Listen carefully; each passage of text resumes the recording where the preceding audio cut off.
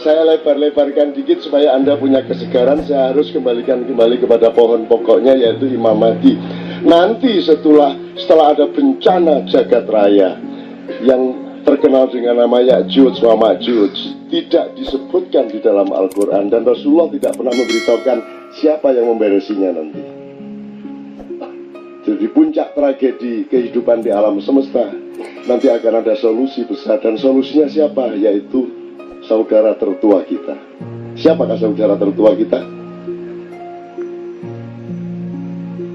Kan sudah saya omongkan tadi. Yang sulung siapa dari seluruh makhluk ini? Muhammad. Jadi Jibril sama Muhammad tua mana?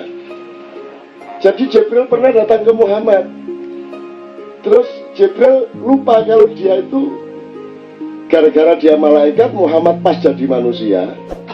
Terus dipikir Muhammad itu manusia benar, terus dia kaget, kok kamu tidak taklim kepadaku wahai Muhammad, kata Jibril. Lah, lali sampean.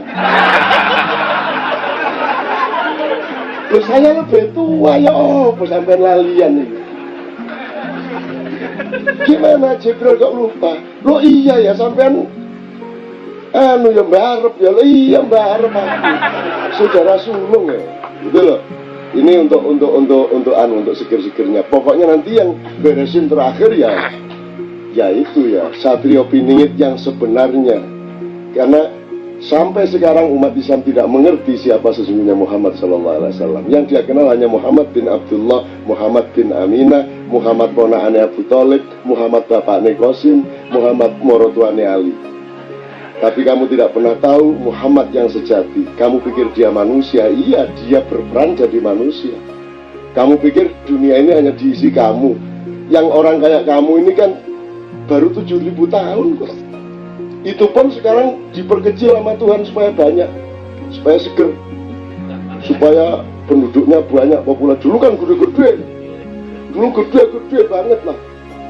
Nabi Nuh itu gede banget. Yafet itu yang mbahnya orang Sunda, orang Jawa, anaknya Nabi Nuh yang kedua. Itu juga gede, rambutnya agak keriting sedikit gitu. Oh, saya pernah ngopi bareng, Rek.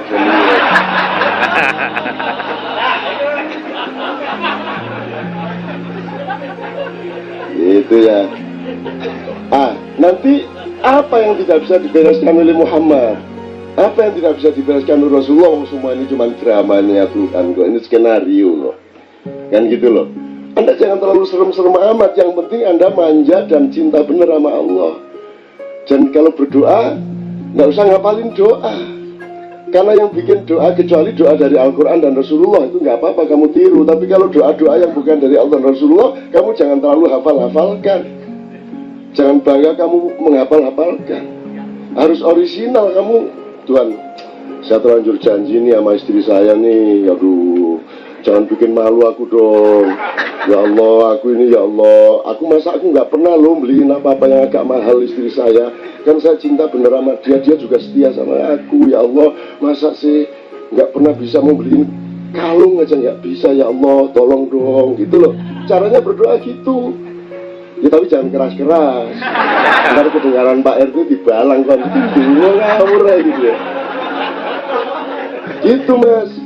Ya Allah, jangan permalukan aku. Saya kan sering pernah cerita tentang para wali ya. Yang pernah saya ceritain, ada seorang waliullah di Pambusuang di Sulawesi Selatan. Orang yang alim, orang yang pendiam, orang yang tidak punya pamrih keduniaan, orang yang mentidakkan materialisme sedemikian rupa sehingga dia diangkat oleh Raja Mandar untuk menjadi ulama sesepuh di sana. Dan supaya dia tidak diktator memilih seseorang langsung, maka pura-pura diadakan sayembara. Sayembaranya sederhana, rakyat dipanggil, raja kasih kotak yang ditutupi kain mandar. 3 calon ulama sesepuh ini disuruh menebak isinya kotak itu apa. Ulama pertama mengatakan isinya kain mandar. Rajanya senyum karena dia yang ngasih, di situ bukan kain mandar isinya. Calon yang kedua mengatakan badik. Raja agak Kaget karena memang badik yang ditaruh raja di dalam kota itu. Nah yang ketiga ini imam yang kita omongkan ini, dia tahu isinya badik, tapi sudah terlanjur ditebak oleh calon kedua. Terus dia bilang sama Allah, jangan permalukan aku dong.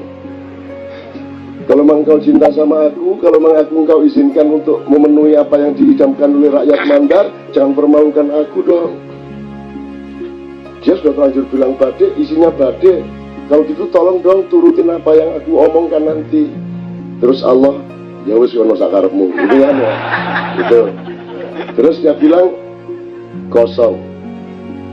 Begitu dibuka enggak ada badainya, enggak ada ganya, isinya kosong. Gitu loh Mas. Gitu. Jadi sama Allah itu bilang gitu, saya malu dong sama istri saya. Kalau engkau tidak mengabulkan berarti engkau mempermalukan aku di depan istriku, kan gitu. Agak maksa-maksa dikit gitu loh. Kayak orang Pekalongan tuh loh. Mau bayar sekolah, nggak bisa-bisa, nggak dapat duit, dagang nggak laku-laku. Akhirnya dia ngancam, pokoknya kalau sore ini nggak laku, berarti besok saya tidak bisa bayar sekolah anak saya. Sudah, saya nggak perlu beribadah, saya minum aja, judi aja lah. Gitu. Tuhan panik dia, ya tak kabulkan, dikabulkan Mas, aku Mas. Ya tentu saja Tuhan nggak kayak omongan saya tadi, tapi kan kita kan membahasakan secara budaya kita, bukan Allah itu kayak gitu, enggak. Kita tidak tahu Allah kayak apa, tapi terus bagaimana dong ngomong tentang Allah kalau tidak dengan bahasa kita.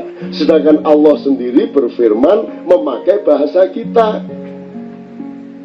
Ente suruh Allah pakai bahasanya Allah, mampus lu. Terus bagaimana cara kita memahami? Allah menyesuaikan diri maka dia Rabbun. Allah yang tegak itu ilahun. Dan Qul a'udzu birabbin nas itu Rabbun.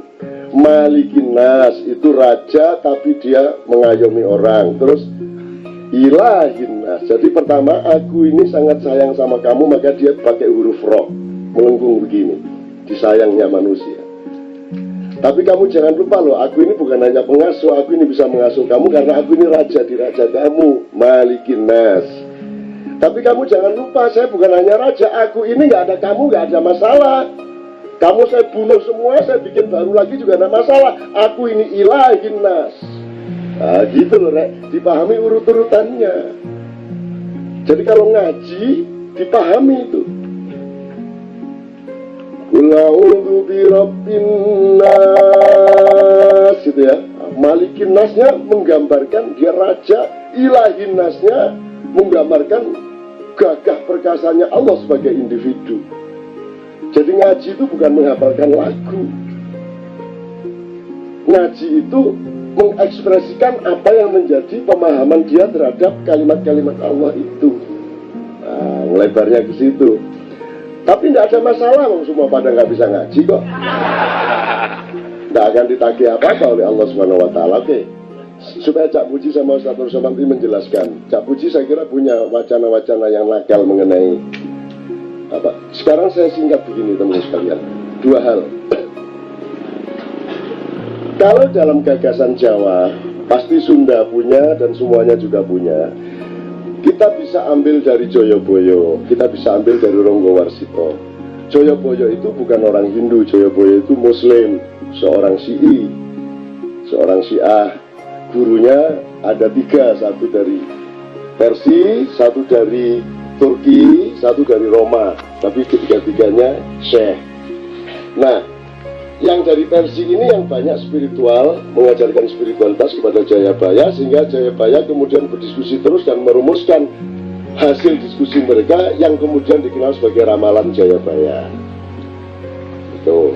Kemudian sekian abad kemudian muncul yang namanya Ronggowarsito. Dia merumuskan dengan bahasa yang lebih dekat ke kita, yang disebut Joko Wingit atau Satrio Piningit atau Rijalun Mahjubun. Itu rumusannya adalah Satrio Pinandito Sinisian Wahyu. Jadi ini syaratnya agak lumayan berat. Satu, satria. Dia seorang kesatria. Kesatria itu ya pinter, berani tanding, jujur, sportif, penuh cinta kasih. Dia berempati kepada siapapun yang dilawannya, seperti Sultan Salahuddin menyembuhkan Jenderal pimpinan perang salib, jadi dia seorang satria, ngerti pokoknya satria ya. Tapi tidak cukup kalau satria tok memimpin di tengah keadaan yang rusaknya sudah tidak karu-karuan, maka dia harus seorang pinandita. Pinandita itu artinya dia dipendetakan oleh kehidupan, bukan memendetakan dirinya, bukan menggus-guskan dirinya, bukan menghabib-habibkan dirinya. Jadi jangan sampai kamu bikin kartu nama dengan kata Ustadz, Habib, Gus. Biarkan orang yang menyebutmu seperti itu kalau memang engkau seorang Ustadz. Nek kon dhewe sing nulis iku lho. Ya apa karepmu iki? Kartu nama Gus, ya apa sih? Kamu sudah orang Yunani, bukan orang Indonesia lagi. Kalau orang Indonesia itu tidak ada ceritanya dia menawar-nawarkan diri. Bener mas?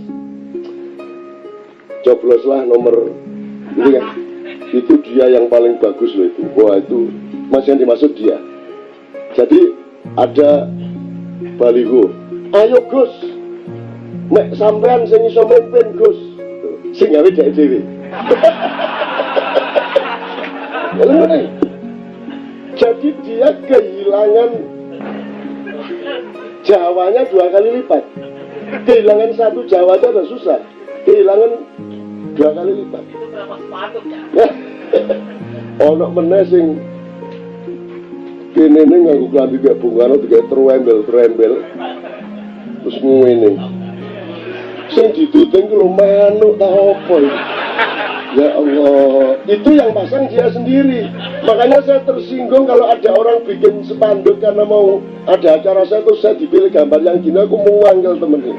Aku ingin duding apa rek, ono bajing daya apa ngono lho. Jadi teman-teman sekalian, ini saya ingetin yang kecil-kecil begini supaya Anda itu lebih berani hidup sebagai dirimu tanpa embel-embel apapun. Saya manggil beliau Syekh karena kecintaan saya, bukan feodalisme dan bukan pujian, bukan apapun, itu karena cinta saya. Tapi kalau gini, saya datang ke Anda, ke kampung Anda, Ustadz Ainul Majid, ya, benar ya. Terus saya pakai peci, pakai serban, pakai gamis, tidak ada salahnya dilihat, mungkin bagus. Cuman ada satu bahaya. Semua orang yang ada di situ pasti punya kesimpulan bahwa yang pakai peci tadi, yang pakai serban tadi, yang pakai sarung tadi pasti orang yang lebih pintar daripada orang lain, betul nggak?